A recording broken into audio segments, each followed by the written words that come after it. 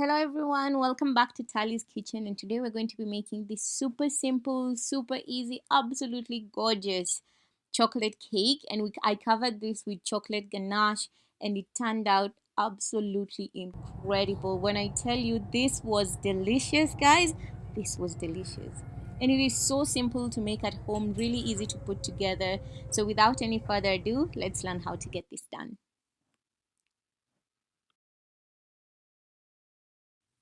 To prepare the chocolate butter, I'm starting here with 2 cups of all-purpose flour. Next up, I'm going to be adding a half a cup of cocoa powder. This is unsweetened cocoa powder. And then 2 teaspoons of baking powder, 1 teaspoon of salt, and lastly, I'm going to do here 1 teaspoon of baking soda. So just use your whisk to mix this in, and then we're going to start adding our wet ingredients. So up next, I'm doing 2 eggs here, 1 cup of hot black coffee, and then I'm also going to be adding 1 cup of milk here as well. And it was also at this point that I remembered I hadn't added sugar as part of my dry ingredients, so go ahead and add your sugar. So here I'm doing 2 cups of sugar, and then just use your whisk to mix it until everything is nicely combined. So you want to take your time here because you want to ensure your butter does not have any lumps in there. So you do require a little bit of elbow grease, but not too much effort. So just go ahead and mix this in until you get a nice silky, smooth butter like so. Once you achieve that, go ahead and add a half a cup of vegetable oil and 1 teaspoon of vanilla essence, and then as well just whisk to combine.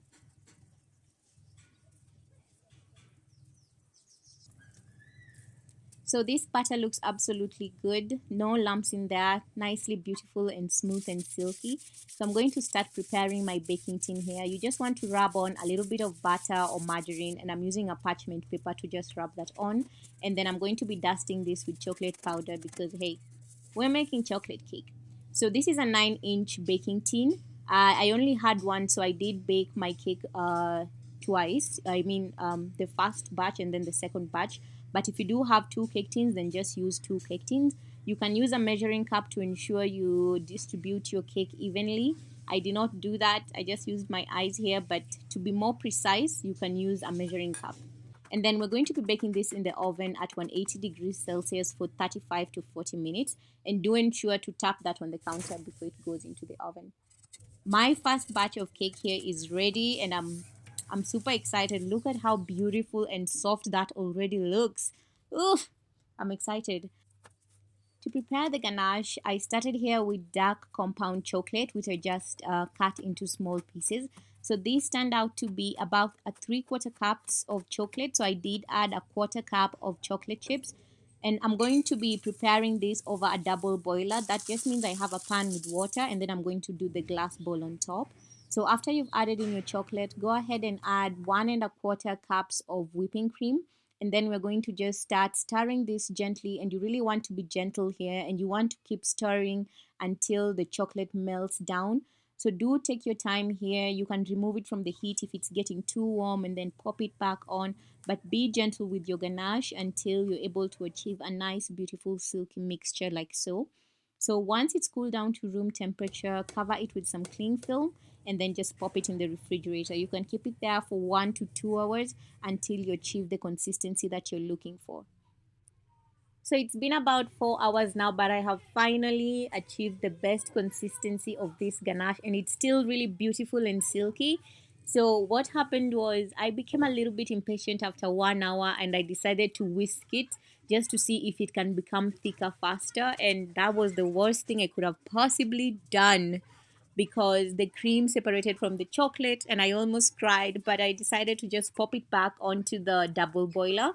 And luckily, it went back to square one. So I was able to pop it back into the refrigerator and just now be patient with it until I achieved the perfect consistency. So never whisk your ganache, guys. Never whisk it. Just be patient with it. Just be patient because what I went through was just, it was sad. It was really, really sad.